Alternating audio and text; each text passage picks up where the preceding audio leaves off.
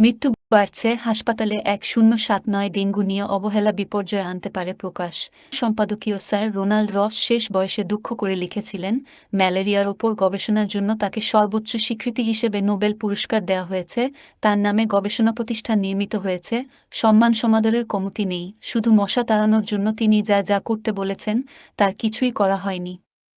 কীটতত্ত্ববিদেরা অনেকবার ঢাকা শহরের মশার ঘনত্ব বৃদ্ধির চিত্র সংবলিত প্রতিবেদন তুলে ধরেছেন। কিন্তু মশা নিধনে যথার্থ ব্যবস্থা না নেওয়ায় সম্প্রতি ডেঙ্গু জ্বরের যে প্রাদুর্ভাব দেখা যাচ্ছে তা রোনাল্ড রসের সেই আক্ষেপকে ফের মনে করিয়ে দিচ্ছে। চলতি বছরের ২-৪ নভেম্বর গত রোববার পর্যন্ত ডেঙ্গুতে মৃত্যু ও আক্রান্তের পরিসংখ্যান জনস্বাস্থ্যের জন্য বড় সংকেত। গত শনিবার থেকে রোববার ২-৪ ঘণ্টায় ডেঙ্গুতে একজনের মৃত্যু হয়েছে, যা একদিনের সর্বোচ্চ।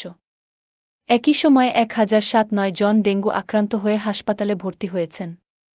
চলতি বছর ডেঙ্গুতে মোট ৪৫৯ জনের মৃত্যু এবং ৮৬,০৭৯ জনের হাসপাতালে ভর্তি হওয়া স্বাস্থ্য খাতের চরম দুর্বলতা ও পূর্বপ্রস্তুতির অভাবকেই স্পষ্ট করে। বিশেষজ্ঞরা বলছেন, ডেঙ্গুর বর্তমান অবস্থা জনস্বাস্থ্যের জরুরি অবস্থা সৃষ্টি করেছে। কিন্তু সরকারের পদক্ষেপ এখনও গতানুগতিক। স্বাস্থ্য মন্ত্রণালয় ও স্থানীয় সরকার মন্ত্রণালয়ের মধ্যে সমন্বয়ের অভাব স্পষ্ট। যথাসময়ে এডিস মশার প্রজনন রোধে কার্যকর ব্যবস্থা নেওয়া হয়নি, যা এই সংকটকে আরও তীব্র করেছে।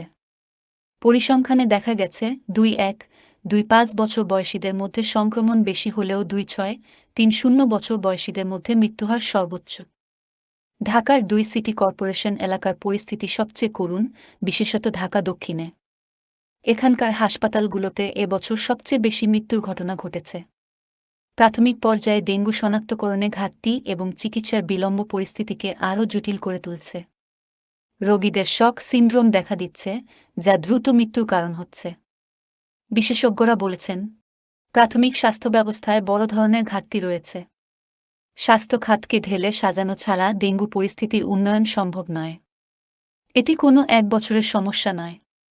গত বছর ডেঙ্গুতে ৩,০২,১,১৭৯ জন আক্রান্ত হন এবং ১,৭০৫ জনের মৃত্যু হয়।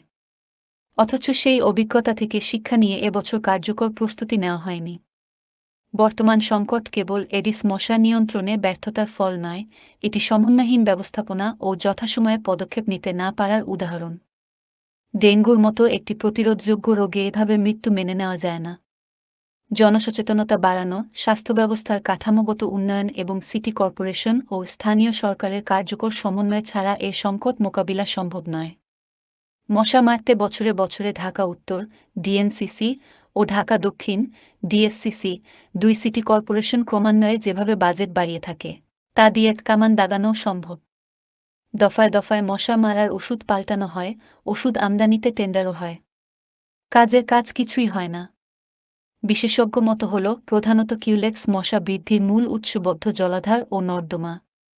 আর ডেঙ্গু ছড়ানো এডিস মশার উৎস বাসাবাড়িতে নির্মাণাধীন উন্মুক্ত আধার ও পরিষ্কার পানি।